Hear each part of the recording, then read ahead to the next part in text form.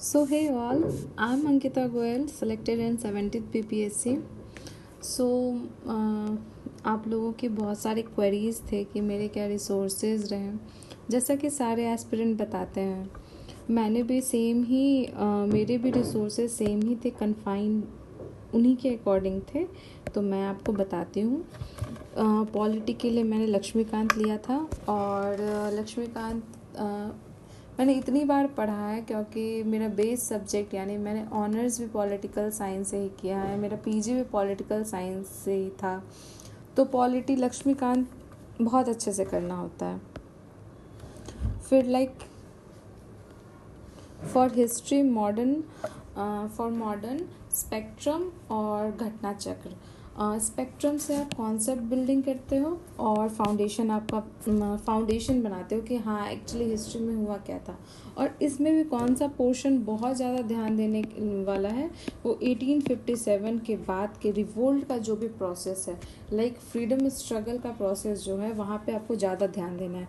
और घटना चक्र is for question practice and what ever you have read, उसको आप कितना दिमाग में है या आप कितना सॉल्व कर पा रहे हो, वो आप घटना चक्र से सॉल्व कर सकते हो। साइंस के लिए मैंने बहुत सारे रिसोर्सेज पे स्विच किया है, तो मुझे सबसे ज़्यादा रिलायबल एनसीईआरटी लगा है।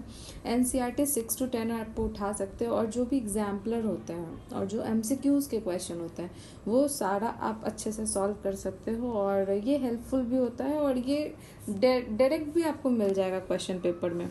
और इसकी भी प्रैक्टिस के लिए मैंने घटना चक्र किया था। मैंने घटना चक्र के क्वेश्चन बहुत प्रैक्टिस किए हैं, क्योंकि मुझे लगता है किसी भी एग्ज़ाम के लिए PYQs और उसका सिलेबस यही गाइड होता है आपका। तो आपको PYQs तो इतने बार कर लेने चाहिए फॉर प्रीलिम्स कि आपको वो याद हो जाए बेसिकली। तो इसलिए घटना चक्र मैंने ऑप्ट किया है। फॉर ज्योग्राफी मैंने यूट्यूब पे सुदर्शन गुर्जर सर के क्लासेज हैं, वहाँ से मैंने किया है। और मैपिंग में मैंने सुदर्शन गुर्जर सर से किया है। बिहार स्पेशल मैंने रोहित सर के BCW एक इंस्टीट्यूशन है, वहाँ से मैंने बिहार स्पेशल किया है। और तथ्य संग्रह एडुटेरिया का मैंने यूज़ किया है फॉर बिहार स्पेशल।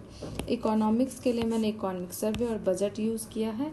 और जो इकोनॉमिक सर्वे में वर्ड्स आते हैं, कीवर्ड्स आते हैं, उसे मैंने गूगल करके उसके सारे नोट्स बना रखे थे। लाइक फिस्कल पॉलिसी क्या है, मॉनेटरी पॉलिसी क्या है, फिस्कल पॉलिसी मॉनेटरी पॉलिसी में डिफरेंस क्या है, इन्फ्लेशन क्या है, ये सब टर्म आपको पता होना चाहिए। जैसे इंटरिम गवर्नमेंट क्या है, वोट एंड अकाउंट क्या है, तो ये सब चीज़ आपको पता होना चाहिए। ग्रांट क्या है, तो ये वर्ड्स आपको इकोनॉमिक सर्वे और बजट में मिलते हैं कि कहाँ कितने इन्वेस्टमेंट है, रिवेन्यू डेफिसिट क्या है, फिस्कल डेफिसिट क्या है। तो वो कीवर्ड्स को आपको मतलब आपको एक नोट्स टाइप का बना लेना चाहिए। सारे कीवर्ड्स का आप गूगल कर सकते हो। अभी तो AI का ज़माना है, ChatGPT से सारे आपको आंसर्स मिल जाएंगे। तो मैंने इकोनॉमिक्स के लिए ऐसे प्रिपेयर किया था। और रहा बात की कोचिंग का, तो मैंने कहीं फॉर्मली कोई कोचिंग नहीं ली ऑफलाइन किसी भी फाउंडेशन कोर्स के लिए।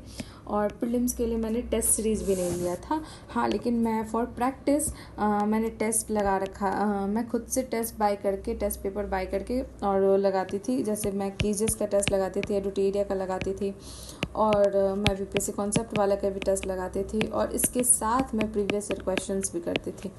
तो फॉर जैसे आपने सारा चीज़ पढ़ लिया और आपको कॉन्फिडेंस नहीं आ रहा, तो मुझे लगता है कि आपको टेस्ट लगाना चाहिए। टेस्ट इस पर्पज़ से नहीं कि मार्क्स कितने आ रहे हैं, मार्क्स आपके आ जाते हैं अगर आपको कॉन्सेप्ट अच्छा होता है। सबसे ज़्यादा ज़रूरी है कि आप जो जान रहे हैं वो आप अप्लाई कर पा रहे हो कि नहीं, क्योंकि अब जो पेपर आ रहा है वो एप्लीकेशन बेस्ड पेपर आ रहा है। तो आप टेस्ट पेपर लगा सकते हो, उसके पॉइंटर्स आप नोट डाउन कर लो अपने नोट्स में।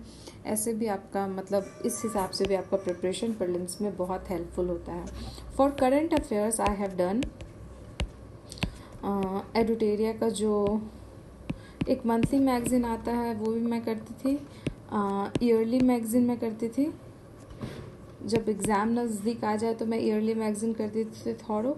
और उसके बाद मैं जो टेस्ट होते हैं उसके जो क्वेश्चंस रहते हैं करंट अफेयर्स के, उसके भी मैं अलग से सारे नोट डाउन करके एज अ प्रैक्टिस देख लेते थे।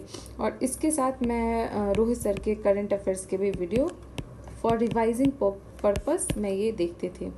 तो these are my resources which I have used and which have helped me to clear this exam, to clear this so tactic process of prelims. आजकल बहुत ज़्यादा अनप्रडिक्टेबिलिटी हो गई है इस पेपर में, तो होपफुली आपको इससे कुछ क्लैरिटी मिले और आपके प्रेपरेशन में कुछ हेल्प मिले। नेक्स्ट वीडियो मैं बनाऊंगी कि आपको नेक्स्ट 10 डेज़ और 12 डेज़ में काम कैसे रहना है, किस एरिया पे आपको ज़्यादा फोकस करना है, कहाँ से क्वेश्चंस आने के चांसेस हाई होते हैं। तब तक के लिए थैंक यू सो मच।